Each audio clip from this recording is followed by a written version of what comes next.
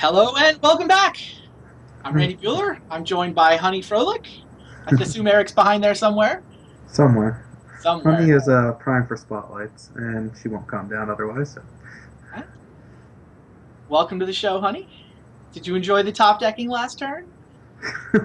I know I Yeah, did. we had already called that game because Steve could not lose it, but he decided to just go all in that turn, and it did not work. Which So it what was did he? weird. He took an interesting line because he had you locked out. He could just leave mana up to play around Curse Catcher, Yeah, Pyroblast if you drew a Lord, and you're taking a million next turn, like right. Yeah, millions he and didn't. millions. He didn't think he had enough without clearing the curse catcher for the first turn. Well, he could have done that next turn. There's no, he didn't need to attack that turn. I just Yeah, yes, yeah, he sure. underestimated the damage. Now, when he cast the ancestral, Yeah, I should have force a willed there instead of misstepping, right? that's what we said. Although Yeah. you would have got punished hard Why? because, well, his hand ended up being misdirection misstep, so he had to pay mana for the misstep because he didn't have the life, and so he would have just gotten like misdirection wasn't doing anything, so Oh, he would have just hilarious. gotten a free mana, Okay, which would have allowed him, even with the line he took, to still win. got it. Strangely enough. So Oh, yeah, I actually hilarious. do think that Force of Willing that was the correct play, and But you got rewarded my handsomely. slightly incorrect play worked out. Yeah. I'll take it.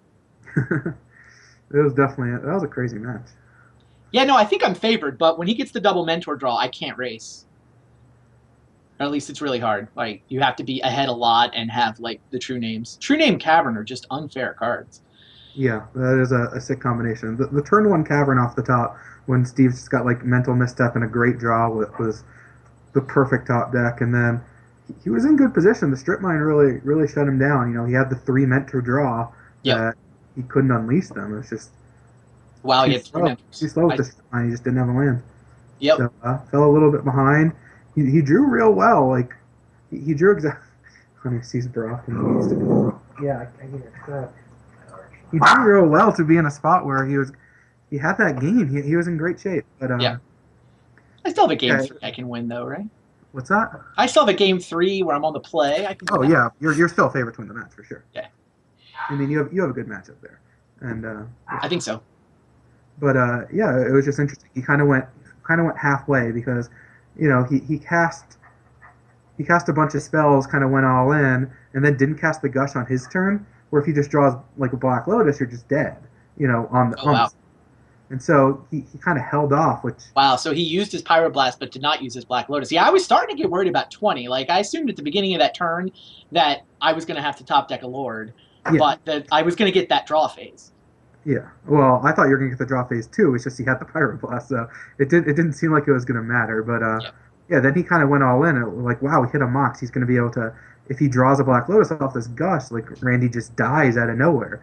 But Yep. then he just passed the turn. It's like, oh, okay. He kind of went halfway all in, so that Did he he draw could the not Lotus put on off? the We saw Lord, the but Gush also didn't go eventually. for the win. We saw the Gush cards eventually, right? Did he hit anything? No, no, he wouldn't have won if he cast All it. right, he wouldn't have 20 me or 22 me or whatever. But we have one last match, and we have a pair of Hall of Famers. Luis Scott-Vargas sitting on 3-1, would love to climb up the standings and tie himself for second. Bob Maher, meanwhile, sitting in the middle of the pack, trying to figure out if he's, closer to first or starting to worry about not last. Yeah, I The think 2-2 Bob's just match feels happy to big. I mean, have I a know couple they're all wins the on the same. scoreboard early on. Yeah, Yeah. definitely. The 3-2 just feels so much different than 2-3. I know mathematically it's all the same, but it feels very different.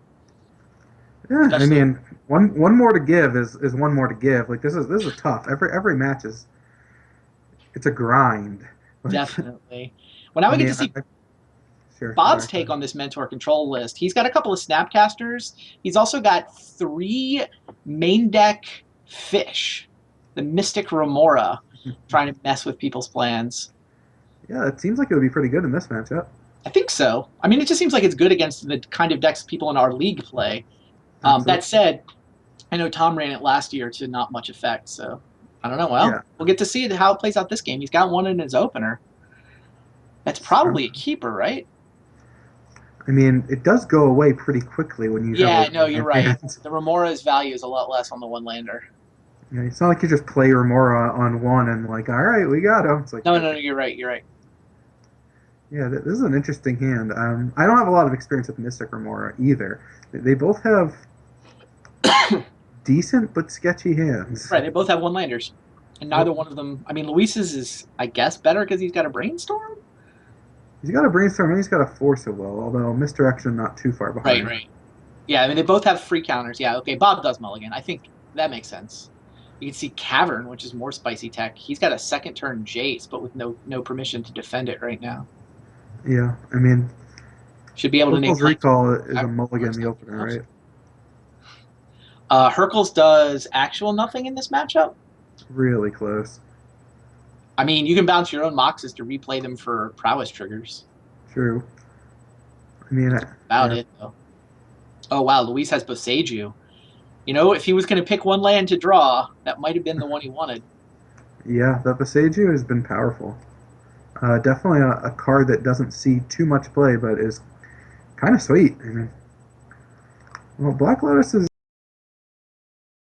Oh, pretty wow. nice. Now Bob can Flusterstorm chase into with Black Lotus is Flusterstorm back. probably he can. Although Luis has Force of Will with Flusterstorm of his own, so not going to get it done. Assuming that he can line up the Flusterstorms to counter the Flusterstorms, which easier said than done. Although is that Well, Bob can pay for one of them, can't he? No. No. He won't be able to by the time he casts his Flusterstorm.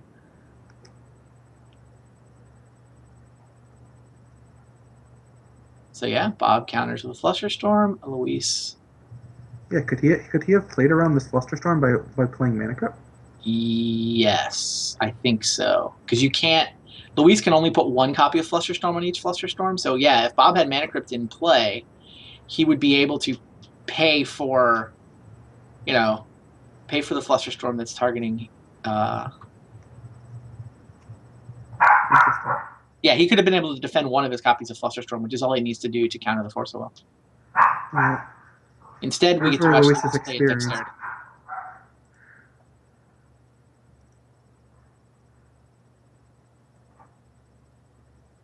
Interesting. So Do you really run out Mana Crypt there, though? you normally wouldn't, I don't think, but Jace is so good that I think I would in this case because he already has Hercule's Recall in hand. Like, he's not going to take damage from Luis's creatures. Luis is playing an Oath deck. He's either dead or he's not. And, show and telling out like an Emrakul doesn't do anything with Jace in play. So you can take some damage from this Mana Crypt and then Yeah. Hercules it back if you ever get in danger. So, yeah, I think that I think I run out Mana Crypt there. I'm not sure. What did Luis brain? He drew Show and Tell, or sorry, he drew Grizzlebrand for the Show and Tell. He just needs to find mana. He did not find Well, he has a enough. Mox Sapphire. Yeah, Sapphire. He can't cast it this turn, Right. but he can certainly cast it next turn, and Yes, it's going to be uncounterable and pretty great. All true.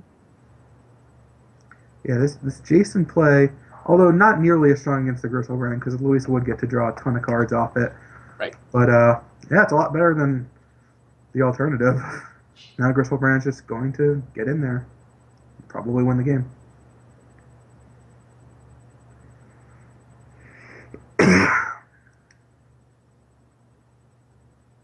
Boseiju looking good. Force of Will on the other side. Doesn't matter. Nope.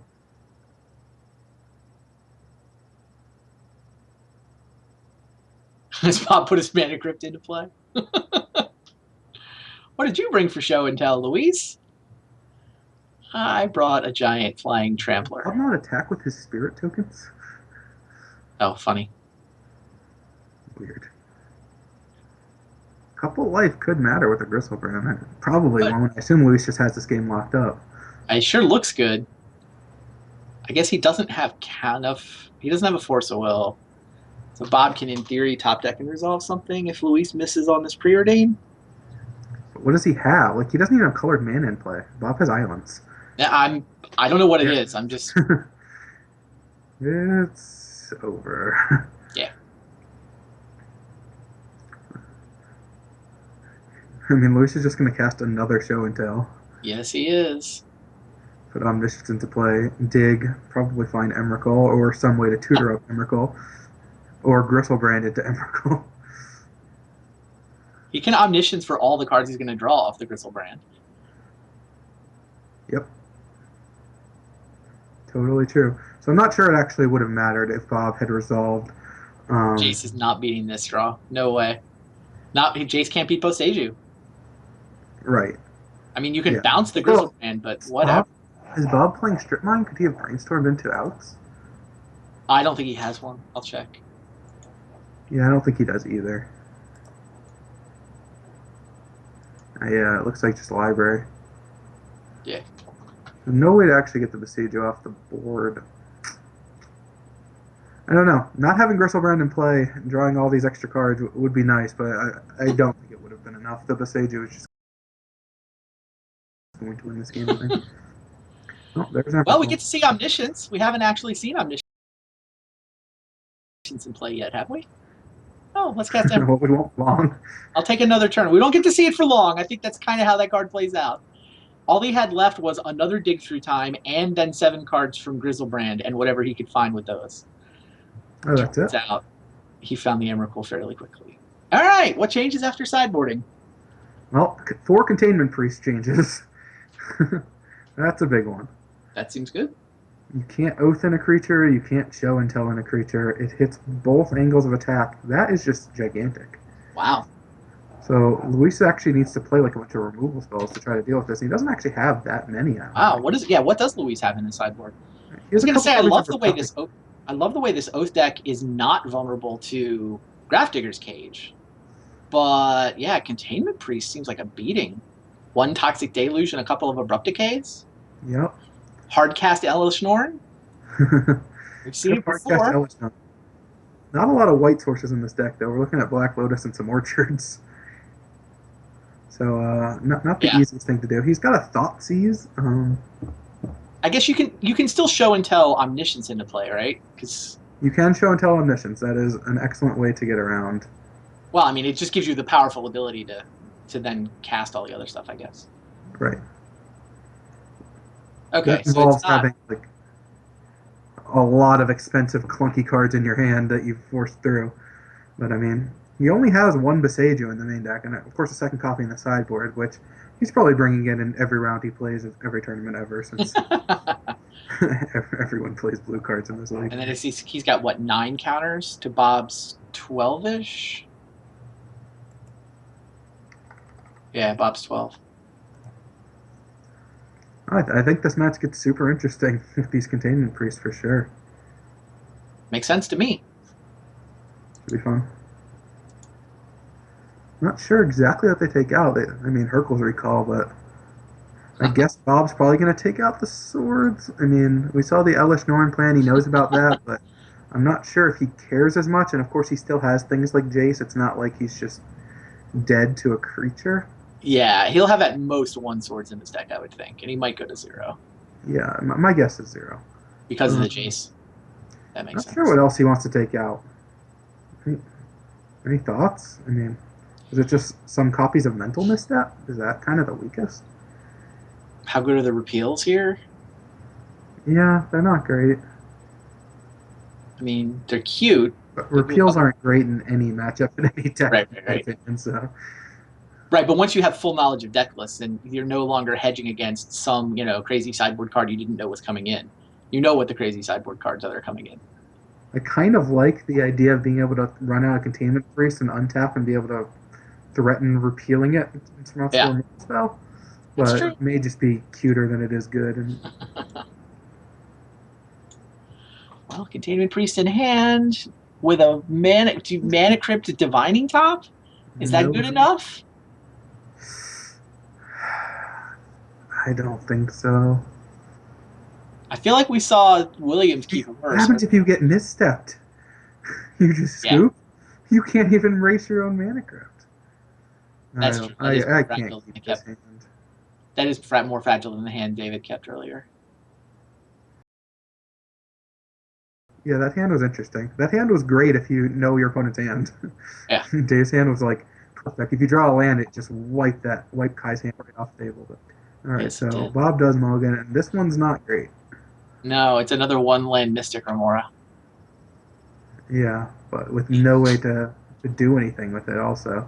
No Containment Priest. Treasure Cruise, basically, I'm mulliganing on this hand. This stuff's good, but it's just wow, it's keeping. All right. Yeah, the hand's not good. I guess he buys himself 2 turns, maybe. Maybe. There are draws Luis can have to get out of turn one Gristlebrand. I guess he's just going to hold off on this probe, not give Bob the card. Right. Bob That wants to see totally land. Yes, he does. Ugh. Oops. Dispel is not a good card. Dispel can't even counter anything in Luis's hand. Huh.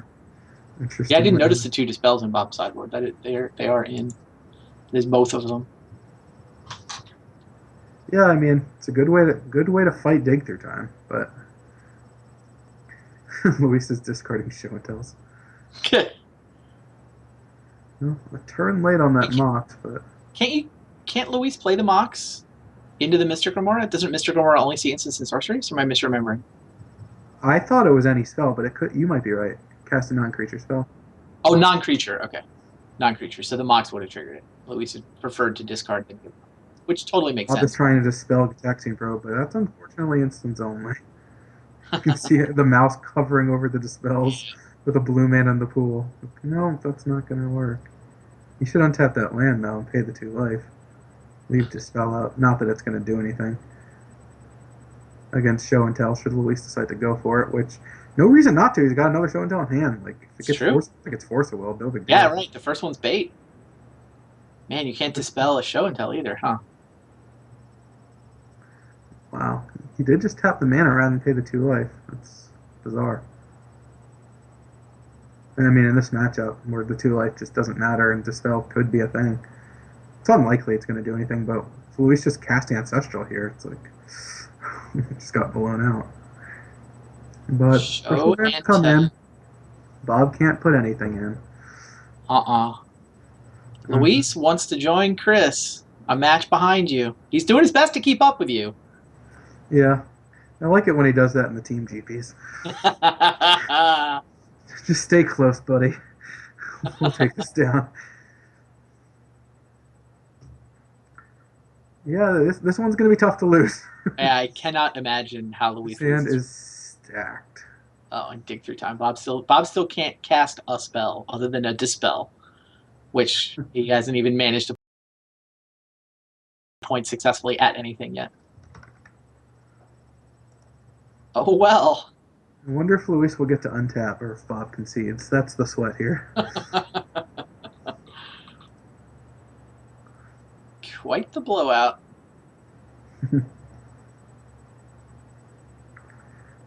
Yeah, Bob's mulligan hand just was not good and just didn't draw out of it. Not that he had a lot of time. Luis is just casting turn 3 show and tells. Right. I wonder what happens if he kept that first hand. It's the same problem, right? You just play turn 1 Remora and then hope to hit land, whiff, and it was over at that point. We'll get Omniscience also. Whee! Is Luis trolling at this point? Is he just trying to see if he can get Bob to concede? No, he can get Bob to cast a Dispel. That'll work. Yeah, that won't work. Luis has 3 missteps in hand that he can cast for free and no life. Or he can dig his response. Yeah, wow. All right, Luis Scott-Vargas. So Luis Scott-Vargas apparently only plays turns when he plays against Steve Menendian. Otherwise, it's just let's get out of here. Right. So Omnioth won both its matches this week, didn't it? It did. I guess it's, 3-1? Yeah. Not Interesting. Bad. I mean, Luis just seems to win with whatever he plays in Vintage. They just need to bring back a Vintage Pro Tour. There was one of those quite a long time ago. Yeah, that would be pretty fun. But yeah, the deck looked impressive. I mean, the matchup against the Mentor deck, I think, is quite solid. And Kai seemed pretty advantaged. In the game that he lost, he very well may have been able to find lines where he could have won if he had maybe played a little bit more with the deck. I know Luis said in the chat a few lines that he would have made, and I think those lines would have probably won him the game. Can't say for sure, obviously. Don't know exactly how the cards would have played out, but I think Kai said in the commentary or was talking about that it would have given him a better chance at least. Yeah, no, he missed the play where he could draw 7 from Grizzlebrand, discard Emrakul and then shuffle his graveyard back in. That Right, which was who knows if that wins the game or not, but it certainly is. it You was know, the right play, and yeah, it gave him outs. yeah, I don't exactly. think he wasn't winning if he found that line, but he was still in it if he found that Yeah, line. but he ended up taking it down in the end. Yes, he did. Yeah, let's I guess we're done, aren't we? That was quick. That Was it? match anyway. Yeah, that match was quick. We've That been here for 3.5 hours. Fair enough. Well, let's look at the standings and see what has happened so far. I love looking at the standings. Can we look at the standings many times? Sure. We'll look for a little while.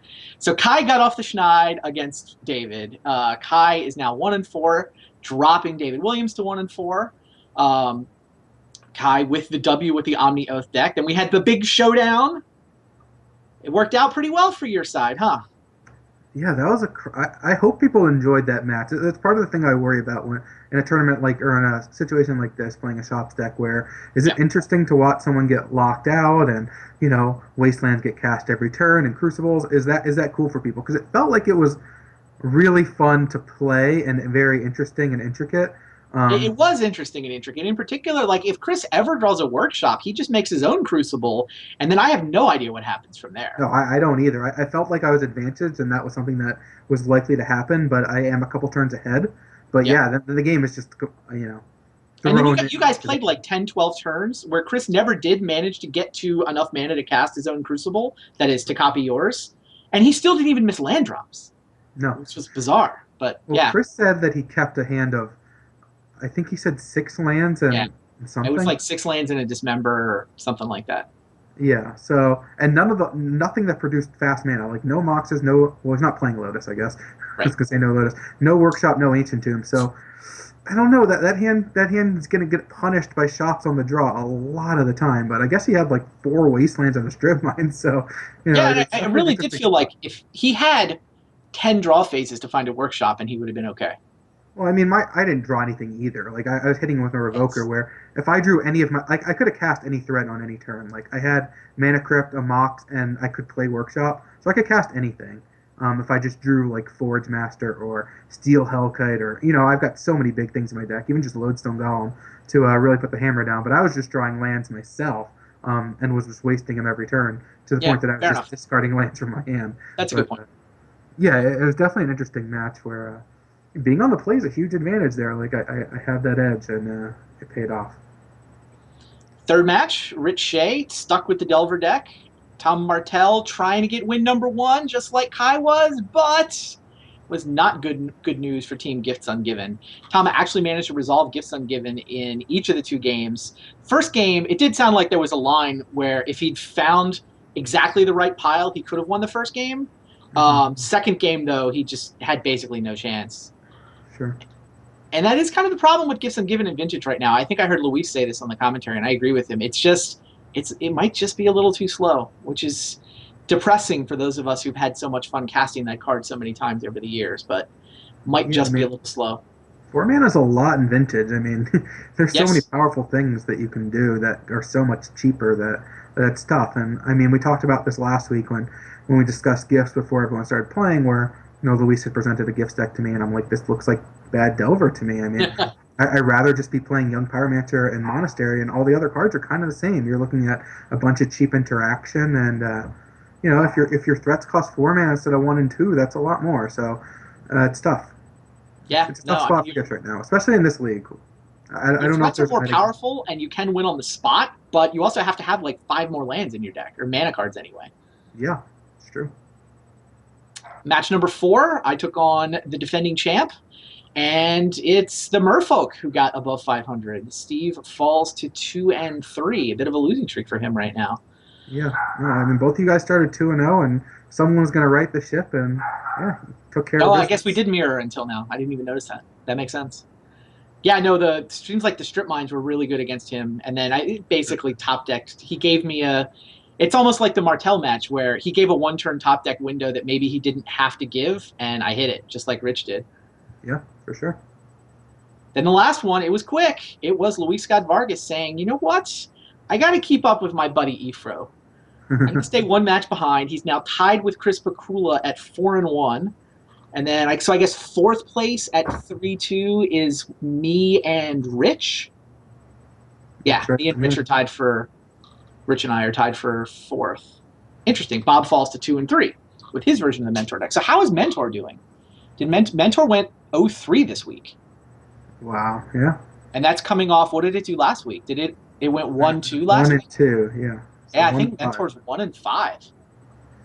Yeah, that's tough. I mean, I think that Dr. Rich Shea has gone on record saying that he's not a big fan of the Mentor deck. I know that he was trying to make it work, and he's not playing them, so that's Yeah. pretty telling.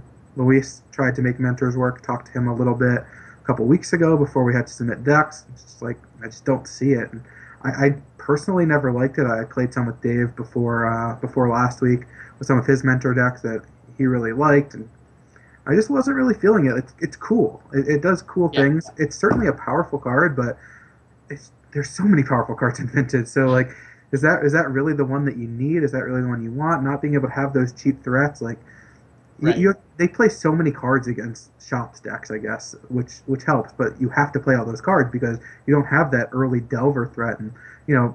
Monastery Mentor costing one more mana versus Young Pyromancer is a lot more mana when you're playing against mana denial decks. Saw exactly that in your match today. Like one Wasteland really made it tough. Like casting Monastery Mentor through Wastelands is just not necessarily going to happen, especially when the big part of the deck is of course Gush, which sets like you can play around Wasteland, which Steve Right. did by Yeah, no, gushing. I knew I was Just wasting never it. casting Gush. Mentor at that point. I thought Steve had a gush, but I'm just like, I want him to pick up 2 lands. I don't want him to ever have 3 mana on his main phase. Fine, you can have card advantage. You can gush out from under my wasteland, but you'll have no lands when you go to your main phase. Yeah, for sure. Yeah. Interesting stuff. Yeah, and the mentor decks, it seems super powerful when you get the mentor, and when you get the double mentor, it's just game over. It's just I feel like the games where you don't have the mentor, which sometimes is because you didn't get to 3, is the problem with those archetypes. Yeah, I mean, every strategy is either it's going to be a little bit faster, like a Merfolk deck or a Delver deck to get its threats out, or it's trying to prevent you from getting to 3 mana. There's a lot of prison decks, or Oath decks / Show and Tell decks, just trying to put bigger threats down. Where if you're paying 3 mana to play a Monastery Mentor and they're playing Show and Tell, you're coming out on the bad side of that. So it just feels like it's in a tough place at 3 mana to be super effective. At least currently. That's what I've seen. But Yeah, no, I'm with you. I mean, I think the jury's still out. We get one more week with these decks, and we'll see what people do for the last set as we start to head for the playoffs. Come back next week, guys. We'll be here again next Tuesday.